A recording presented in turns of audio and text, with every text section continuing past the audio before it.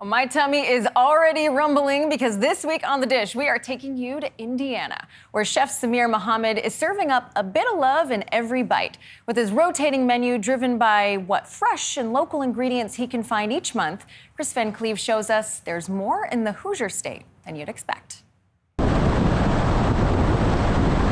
Noblesville, Indiana, a slice of Norman Rockwell Americana, about 40 minutes north of Indianapolis, may not top your Michelin list of culinary capitals. But if you can manage to score a reservation at the 9th Street Bistro, you will find it was worth the trip. That's pretty.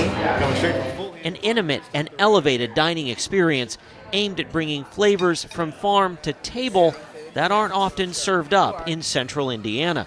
I got Jimmy's for you. Marked by a creativity that grew out of Chef Samir Mohammad's time in a cramped Coast Guard cutter galley.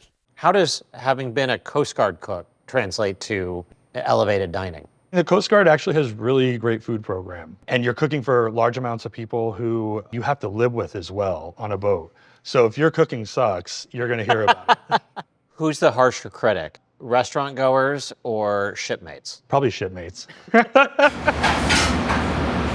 Driven by his motto of a lot of love and a lot of work, Mohammad's ever-changing menu is a testament to his desire to bring happiness to every bite.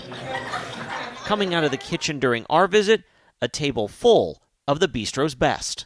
Everything looks amazing. Where should we start? I think we should start with the Burrata. It's always on our menu, and it's always in a different style or with a different accoutrement.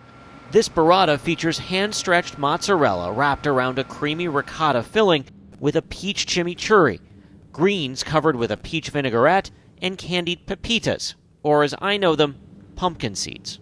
What is the secret to a good burrata?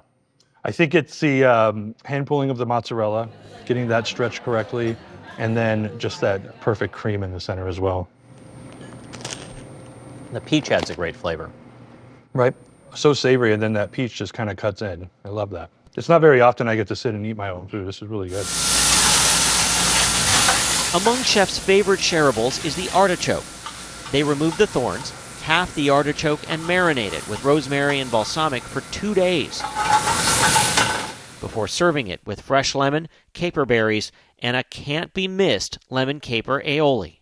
So what we like to do is we start on the outer leaves here. You pull that out. You've got that cool little bit of meat. And really, an artichoke is an excuse to eat aioli. We like to just give that a little dip, and then you basically just take that and scrape it. Chicken is one, carpaccio's two. Mohammad grew up in Taos, New Mexico, falling in love with food young. My uncle, who is a chef, had a restaurant that he let me cook at, and just seeing the chefs working there and that lifestyle, it was just so attractive to me. After the Coast Guard, he worked in restaurants in Colorado before opening his own. How did you end up here? My wife is a Hoosier, and while visiting here, I just really loved the access to fresh produce and all the farms and ranches all around. Basil, Carlos. Cooking local has become a hallmark of his menu. About 70% of the ingredients come from within 2 hours of the kitchen, including this roasted bullhorn pepper grown about 12 minutes away. It's super sweet. The skin on it is really tender, and it's a perfect vessel for stuffing. It's stuffed with mushroom and cilantro risotto. It can be paired with a 5-ounce lobster tail and served in a harissa broth. What is a harissa broth? Harissa is Middle Eastern ketchup. That's really good. You can taste a lot of flavor from that sauce that comes through. The 9th Street Bistro was set to open in early 2020. Instead, it survived the pandemic by offering a weekly supper club for pickup. The unique mix of meals, inspired by chefs' travels around the world, built a following. So when the restaurant finally opened, demand was steady, and reservations hard to get, in part because they only offer 9 tables with a total of 35 seats. We put a lot of care and thought into every dish. We could fit a couple more tables in here. We could have some outside dining if we wanted, but I think it loses that love and care and trying to just be a pump it out factory. Even if that means you're bringing in fewer customers. Right. We care really more about the experience here than making $1. And they're only open 4 nights a week. That is an interesting business strategy. We're going to not fill to capacity. We're not going to be open every day. Yeah, That's different. I know, it sounds crazy when you say it like that. Taking care of our staff is really important to us, and being open for those 4 days a week is really key to make that happen. This is probably my favorite dish on the menu right now. For a contrarian cook like Chef Samir, it's no surprise he'd go for a cut of meat that's often overlooked. Our main course, locally sourced pork cheeks, braised in white wine and herbs for 2.5 hours, served over polenta made with fresh corn. Cooked up with the pork cheeks is bacon cured in-house and topped with a Fontina Mornay sauce.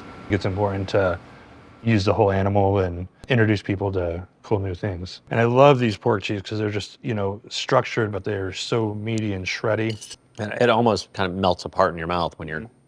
Of course, no meal is complete without dessert. So Chef served up his gluten-free pistachio Basque cheesecake with Saba roasted strawberries, whipped cream, and crushed pistachios. What makes a good dessert? Love. You have to love what you're doing. You have to care for the item, care for the ingredients. And a love for serving it up with a small town feel Chili lobster. that feels a lot like home. For CBS Saturday Morning, I'm Chris Van Cleve in Noblesville, Indiana.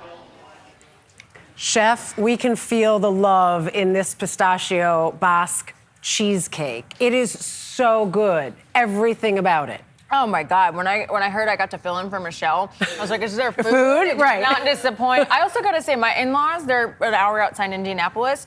You're gatekeeping, okay? Why haven't we gone here? We're going there. You next need to go, Thanksgiving. because this is absolutely amazing stuff. Oh my God. All right, I gotta wait, because I gotta read the teas. I hate when this Great, happens. you do that. I'll keep Yeah,